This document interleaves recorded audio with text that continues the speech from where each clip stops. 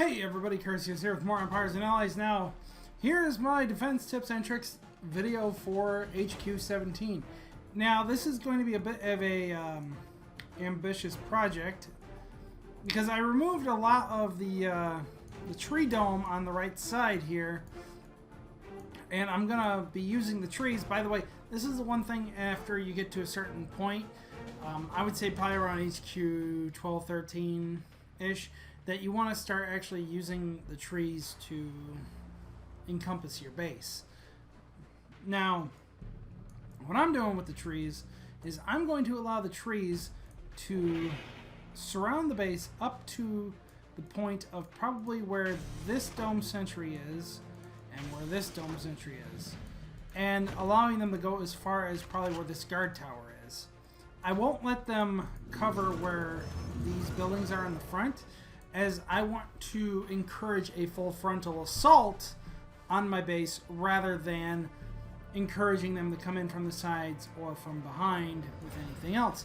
Now, I know this is weak to drone attacks, but drone attacks, as I understand, won't become very common until you get way higher up in the HQs, like probably around 20 and up. So, until then, that's how I'm going to have it. Now, I have the walls, of course. I kind of multi-layered the base so that there's 3 layers of defense, starting here, here, and here.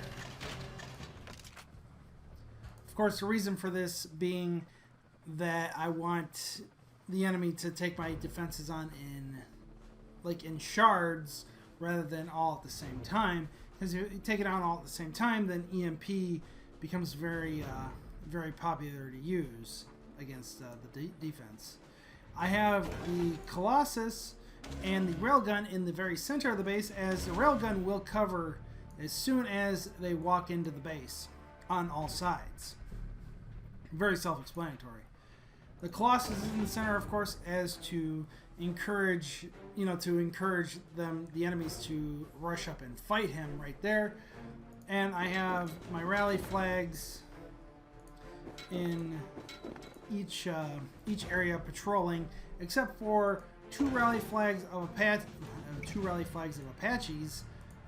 which will roam up with the Colossus once they are aggroed. Of course, in the rear, I have a Dome Sentry and a Dome Fell to protect against rear Viper attacks. As you know, anyone probably thinking they want to be smooth, they will come behind here and try to snipe with the Viper. And I'm just not going to allow that, because the Viper will get hit by both Metal Rains and Fell and Sentry. So, not too bad. And plus, there's nowhere for the Viper to actually come inside the base too. So, and I'm pretty sure that I have the HQ sitting outside. What do you want me to look at? What do you want me to look at? Anyway. So, I'm pretty sure the HQ is outside of the Viper's range. So the Viper will have to come all the way around anyways. But I have the majority of the buildings that are important being my tech stockpile and my steel stockpiles in the front 2 portions of the base. This is because, of course, tech and steel are going to be 2 of the most important resources that players are going to want to get. And let's zoom in a little bit there. And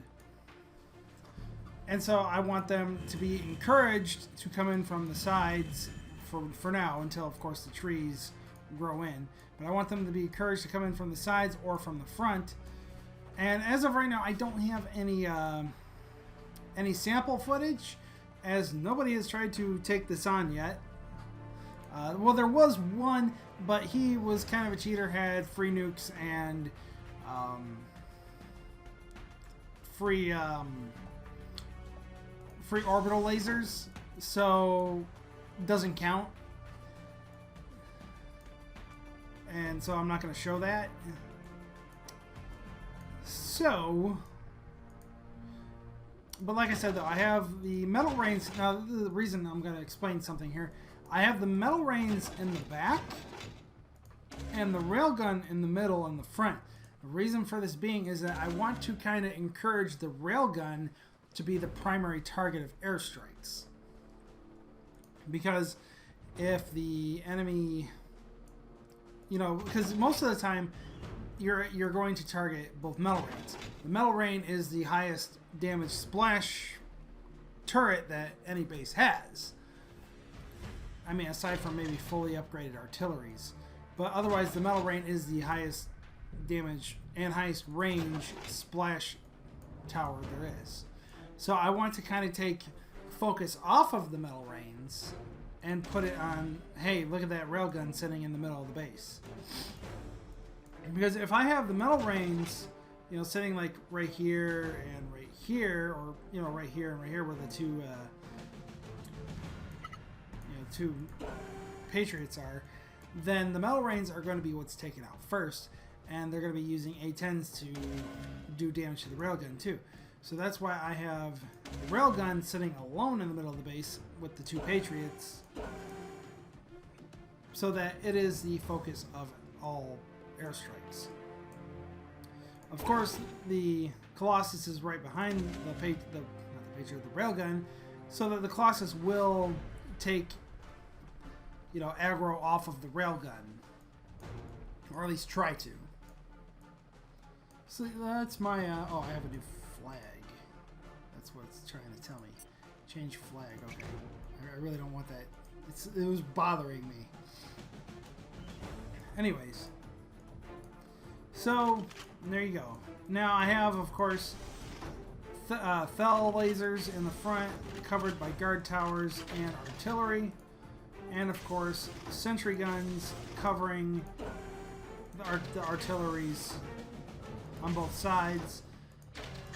And on the inside I have the Patriots covering, you know, a good portion of air zone, and of course Patriots covering the rest of the air zone on the inside. Now, of course, these Patriots on the inside can be taken down by airstrikes and stuff like that, but these two Patriots are actually not only the only thing covering the HQ.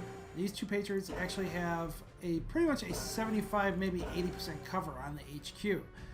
So I'm not worried about losing these two Patriots in the corner, which anybody with drones will probably try to take out these two Patriots instead of these two Patriots, which will lead them to getting bombarded when they try to go for the HQ.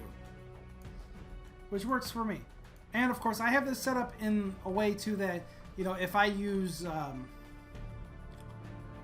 War Factory upgrades, the guard towers will have very good anti-air control as well. And so will the dome sentries. Because the dome sentries will have the range of the Fel lasers when upgraded like that. And so I'll have like very super good anti-air control and very good ground control at the same time.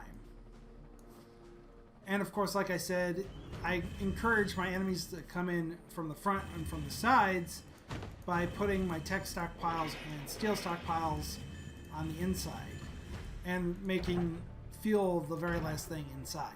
Because nobody needs fuel, nobody wants fuel.